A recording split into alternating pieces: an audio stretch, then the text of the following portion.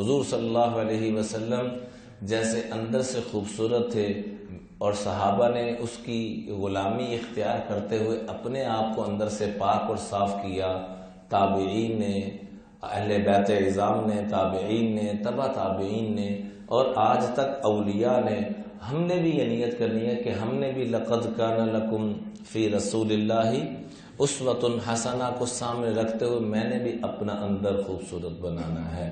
ظاہری طور پہ خوبصورت نہ بھی ہو تو کام چل جائے گا۔ بلال حبشی رضی اللہ تعالیٰ عنہ ظاہری طور پہ خوبصورت ہے، ظاہری طور پہ دیکھا جائے تو عربوں کے ہاں غلاموں کی جو اقسام تھی وہ 10 طرح کی تھی، سب سے نیچے والی قسم میں بلال حبشی کا شمار ہوتا تھا، لیکن اندر کو اسوہ حسنہ کے ساتھ مزین کیا تو رب نے بیت اللہ کی چھت پہ چڑھا دیا، اندر سے اسوہ حسنہ کو اپنایا۔ تو سیدنا عمر فاروق رضی اللہ تعالیٰ یوں بیٹھے ہوتے تھے، 22 لاکھ مربع میل کی مینجمنٹ بیٹھی ہوئی ہے، اور ادھر سے سیدنا بلال آتے تو اپنی کرسی چھوڑ دیتے اور اپنی جگہ پر بٹھاتے ہوئے کہتے مرحبا سیدنا بلال، ہمارے آقا بلال تشریف لائے ہیں۔ جنت میں آپ علیہ السلام نے فرمایا سمعت دفن علیک بین یدیک، اے بلال میں جنت میں جاتا ہوں تیرے قدموں کی آہٹ اپنے آگے محسوس کرتا ہوں، اے بلال تیری قدموں کی آہٹ اپنے آگے محسوس کرتا ہوں۔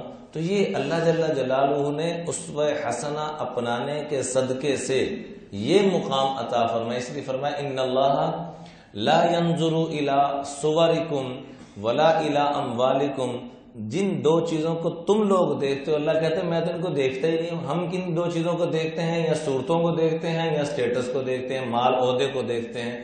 اللہ کیا فرماتے ہیں میں تو ان دونوں چیزوں کو نہیں دیکھتا، میں کون سی چیزوں کو دیکھتا ہوں؟ وَلَٰكِنْ يَنْظُرْ إِلَىٰ قُلُوبِكُمْ وَأَعْمَالِكُمْ، تمہارے اندر اسوہ حسنہ سے مزین ہوا کہ نہیں ہوا، اور تمہارے اسوہ حسنہ سے مزین کر کے تمہارے جسم اور باڈی کے اندر کچھ تبدیلی بھی آئی ہے کہ نہیں آئی، کہ خالی باتیں ہی ہیں۔